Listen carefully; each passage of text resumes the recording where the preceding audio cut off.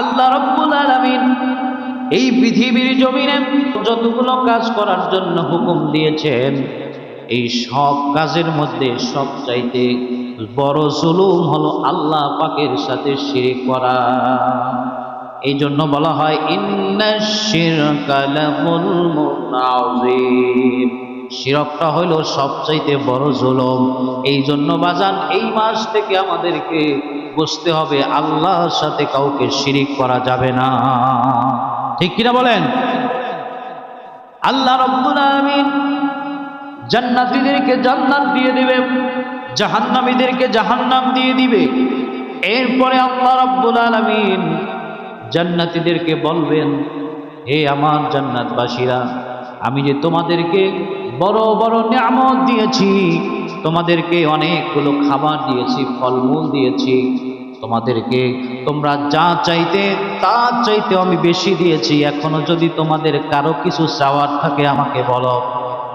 আল্লাহ রাব্বুল আলামিনের কাছে বান্দা বলবে, হে রব, আপনি আমাদেরকে যা দিয়েছেন এই সব কিছু আমরা কোনোদিন কল্পনাও করি নাই, আমাদের কল্পনার বাহিরে এত দিয়েছেন, যা পেয়েছি শুকরিয়া আপনার দরবারে, আমাদের আর কিছু লাগবে না। সুবহানাল্লাহ। আল্লাহ রাব্বুল আলামিন ওই সময় বলবেন, হে আমার বান্দাগণ, ও আমার জান্নাতীরা, তোমাদেরকে আমি যখন জান্নাত দিয়েছি, যতগুলো নিয়ামত দিয়েছি, সব নিয়ামতের চাইতে ভালো একটা মজার জিনিস রয়ে গেছে। সেই মজার জিনিস হলো দুনিয়ার জমিনে আমি আল্লাহকে তোমরা দেখো নাই, আমি আল্লাহর হুকুমগুলো তোমরা পাওয়ার সাথে সাথে তোমরা পালন করেছো, মেনেছো, তোমরা কত কষ্ট করেছো, এই জন্য আমি আল্লাহ তোমাদেরকে একটু দেখা দিতে চাই। সুবহানাল্লাহ।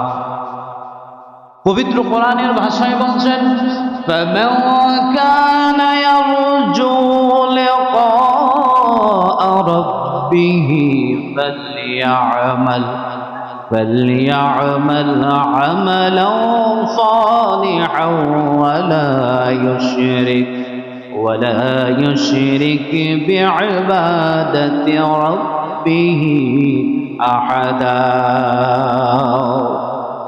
আল্লাহ রাব্বুল আলামিন বলেন, যেই ব্যক্তি আমি আল্লাহকে দেখতে চাই, আমি রবের দর্শন যিনি চাই, আমি রবকে যিনি দেখতে চাই, তিনি যেন শিরিক মুক্ত ইবাদত করে, ইবাদতের মধ্যে যেন কাউকে শরীক না করে।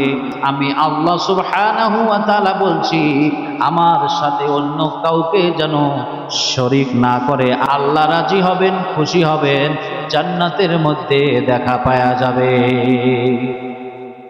তাহলে বুঝলাম শিরিক এমন একটা জুলুম, এই জুলুম কোনো ব্যক্তি যদি করে তাহলে আল্লাহর দেখা পাবে না সে।